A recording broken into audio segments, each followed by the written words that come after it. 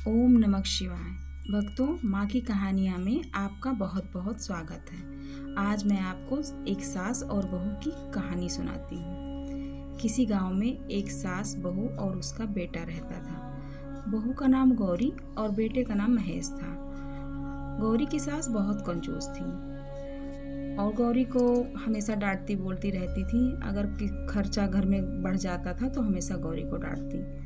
गौरी को थोड़ा कष्ट होता था, लेकिन फिर वो सोचती कि चलो, मैं ही इनकी बहू हूँ, बेटी हूँ, कुछ भी हूँ। अगर मुझे नहीं डांटेंगे तो किसको डांटेंगे। चलो कोई बात नहीं।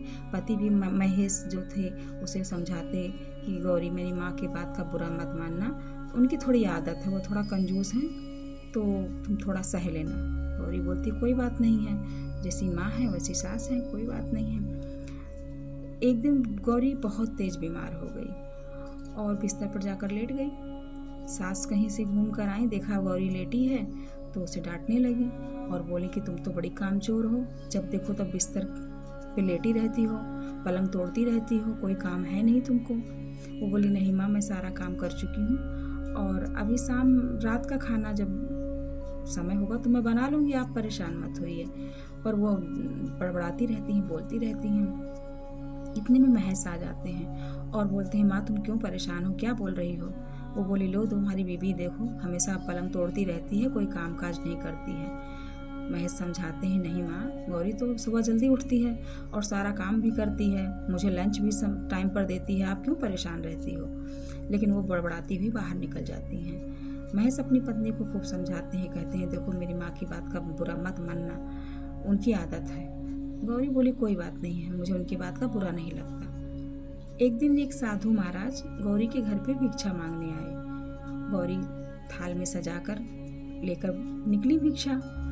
सास ने देखा और वो डांटने लगी, बोलने लगी, कहने लगी कि तुम सारा घर लुटा दोगी, सारा धन लुटा दोगी।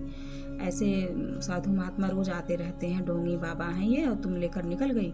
उसे बोलने लगती हैं, पर गौरी नहीं मानती है, लेकर जो है निकल जाती है। जब बाहर देखती है तो साधु महाराज उसकी सास की आवाज़ सुनकर लौट जाते हैं, पर वो गौरी मानती नहीं और उनके पीछे पीछे दौड़ती है। कहती महाराज, साधु महाराज आप रुक जाइए और जो मैं भिक्षा लाई उसे आप ले लीजिए। साधु महाराज बोलते हैं नहीं बेटा, तुम्हारी सास इतनी जोर जोर से डांट रही है और मैं नहीं लूँगा, ये भिक्षा मुझे नहीं चाहिए, तुमको फिर डांट पड़ेगी, तुम रहने दो। पर गौरी नहीं मानती है, कहती नहीं महाराज, अगर आज आप मेरे द्वार से ऐसे ही लौट जाएंगे तो हमें पाप लगेगा। और रही बात मेरी सास की, तो उनकी तो आदत है, वो ऐसे बोलती रहती है, मेरी आदत भी पड़ गई है। साधु महाराज बोले ठीक है बेटा, अगर ऐसी बात है तो तुम दे दो। साधु महाराज के झोले में वो अपनी भिक्षा डालती है और उसकी आंखों से आंसू गिरने लगता है, वो रोने लगती है। साधु महाराज पूछते हैं भाई क्या बात है, तुम क्यों रो रही हो।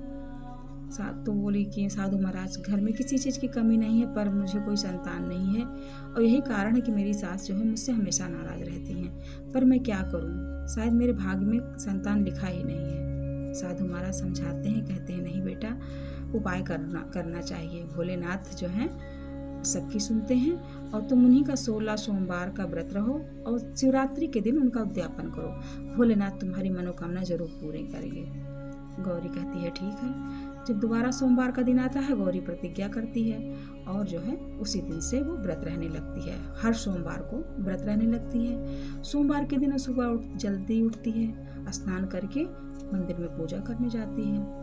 जब सास उसकी देखती है कि वो पूजा करने जा रही है तो उसे डांटने लगती है, कहती है लो, एक काम और बढ़ा दिया तुमने, अब तुम जो है जाकर घंटे भर पूजा करोगी वहाँ पे, और कोई काम नहीं है घर का क्या। तो बोलती नहीं माँ, मैं जल्दी आ जाऊंगी, देर नहीं लगाऊंगी। और वो जाती है पूजा करती है। ऐसे ऐसे वो हर सोमवार को व्रत रहने लगती है और पूजा करने लगती है। समय बीतता जाता है, शिवरात्रि का दिन भी आ जाता है। शिवरात्रि के दिन वो व्रत का अपने उद्यापन करती है और उसके कोख से एक सुंदर पुत्र 9 महीने बाद सुंदर पुत्र पैदा होता है। भोलेनाथ उसकी इच्छा पूरी कर देते हैं। ये देखकर जो उसकी सास थी वो बोली, कह रही भोलेनाथ का इतना चमत्कार है, इतनी जो है महिमा है भोलेनाथ की, अब मैं भी, ये तो 16 सोमवार रही हैं, मैं हमेशा रहूँगी, हम भोलेनाथ की पूजा मैं हमेशा करूँगी और हर सोमवार को व्रत रखूँगी। जब मेरी बहू गौरी की गोद भर सकती है तो मेरी भी इच्छा पूरी कर देंगे भोलेनाथ। अब वो हर सोमवार को व्रत रहने लगती है।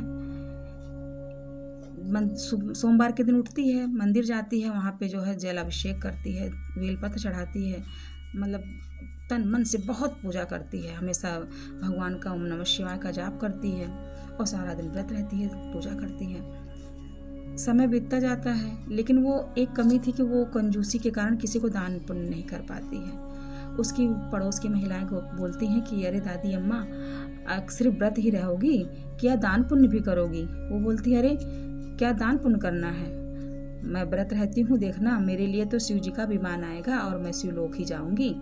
यही कह के जो है चली जाती। भोलेनाथ ये सब देख के बहुत दुखी हुए, बोले कि अगर ये व्रत रहेगी, मेरी पूजा करेगी, पर ये किसी को दान नहीं करेगी, किसी को अन्न वस्त्र दान नहीं देगी, तो कैसे इसका उद्धार तो नहीं होगा। किसी भूखे को भोजन नहीं देगी, किसी का दुख नहीं दूर करेगी, तो इसका उद्धार कैसे होगा। भोलेनाथ सोचे कि ये मेरी भक्त है, हमें जपती है, तो मुझे एक बार इसे थोड़ा इसका रास्ता खोलना पड़ेगा, इसकी आंखें खोलनी पड़ेगी, मुझे कुछ समझाना पड़ेगा इसे जाके, ताकि ये दान पुण्य करना शुरू कर दे। भोलेनाथ एक साधु का रूप धारण करते हैं और उसके द्वार पे भिक्षा मांगने जाते हैं। दरवाज़ा खटखटाते हैं, वो बूढ़ी औरत निकलती है, बोलती है क्या बात है महाराज, यहाँ क्यों आए हैं, और जोर जोर से चिल्लाती है, डांटती है।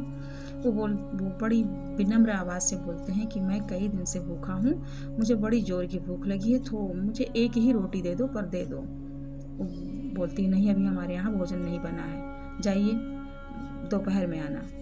भोलेनाथ वापस आ जाते हैं। फिर दोपहर होती है तो फिर साधु का रूप धारण करके जाते हैं, फिर दरवाज़ा खटखटाते हैं। बूढ़ी औरत निकलती है, वो बोलती है देखिए मेरे पास टाइम नहीं है, आप मुँह उठा के चले आए, फिर मेरे पास समय नहीं है, मैं बहुत बिजी हूँ, शाम को आना। फिर भोलेनाथ वापस हो जाते हैं। शाम को फिर जाते हैं, वो दरवाज़ा खटखटाते हैं और बूढ़ी औरत निकलती है और बोलती है लो फिर आ गए आप, अब तो मेरे यहाँ शाम को खाना ख़त्म हो गया है, सब लोग खा चुके हैं, मेरे यहाँ खाना नहीं है, भोजन बिल्कुल नहीं है, अब आप जो है सुबह आइएगा।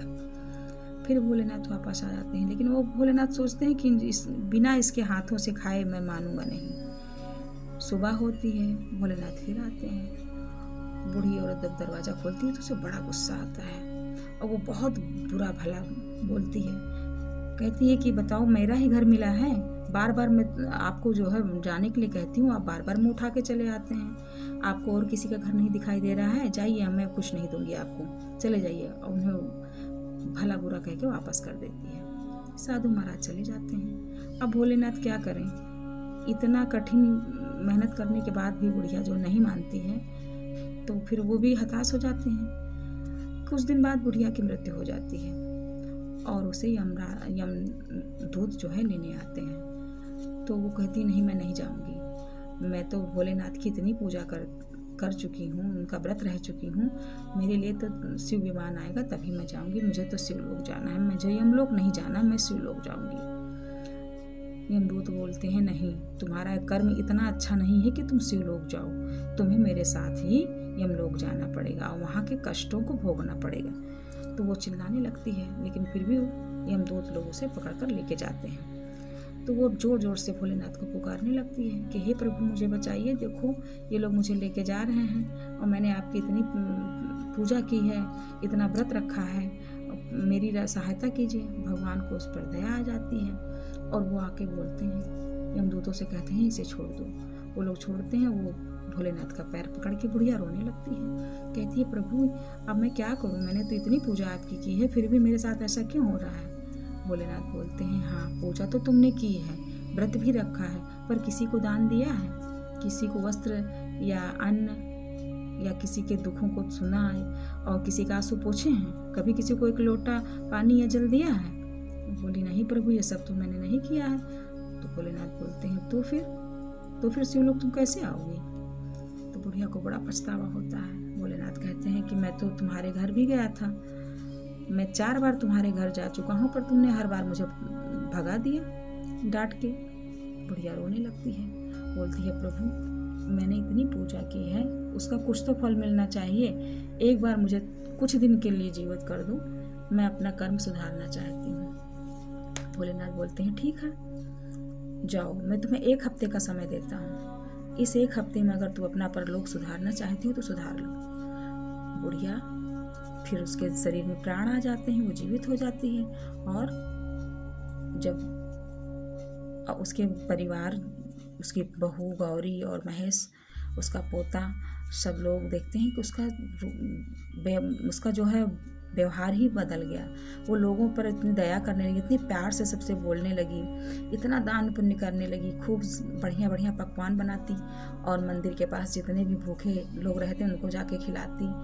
अन्न का, वस्त्र का, अपने यहाँ तक अपने जेवर जो थे उसके वो भी दान कर देती है। और फिर उसकी जब मृत्यु होती है तो वो शिवलोक जाती है भगवान के पास। जैसे भगवान ने उसकी इच्छा पूरी की वैसे सभी की इच्छा पूरी करें। ओम नमः शिवाय।